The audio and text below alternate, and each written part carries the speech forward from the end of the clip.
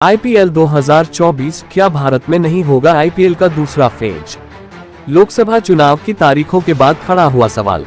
IPL 2024 Lok Sabha elections date announced. IPL 2024 के दूसरे phase का शेड्यूल अभी नहीं आया है, लेकिन लोकसभा चुनाव 2024 की तारीखें सामने आ गई हैं।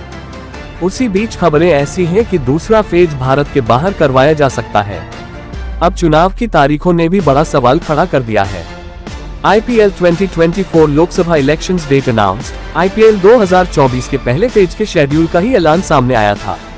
इसके बाद लोकसभा चुनावों के कारण दूसरे फेज का शेड्यूल तय नहीं हुआ था।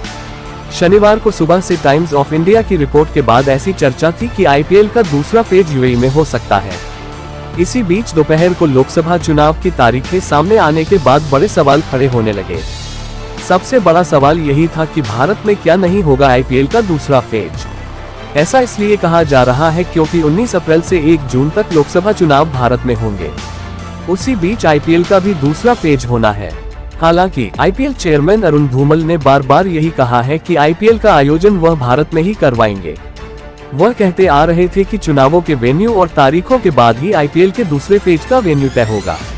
मगर लोकसभा चुनाव एक बड़ा इवेंट है, ऐसे में बीसीसीआई के लिए भी आईपीएल का शेड्यूल उस हिसाब से मैनेज करना बड़ा सिरदर्द हो सकता है।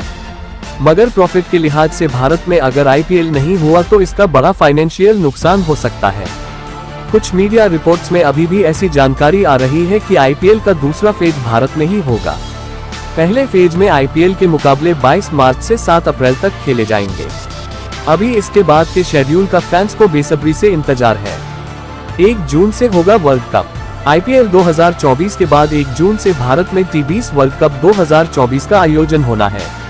1 जून तक ही भारत में चुनाव होने हैं। इसी कारण ये कहा जाने लगा है कि आईपीएल शायद चुनावों के बीच भारत में नहीं हो पाएगा। मगर देखना होगा कि क्या बोर्ड कुछ ऐसा शेड्यूल बनाता है कि जहां चुनाव नहीं होंगे वहां मैच करवा सके, क्योंकि भारत में जो ऑडियंस सपोर्ट या प्रचार आईपीएल के दौरान हो सकता है वो शायद विदेश में ना हो पाए। वर्ल्ड कप से पहले करवाना भी जरूरी है, ऐसे में देखना होगा कि क्या हल निकलता है।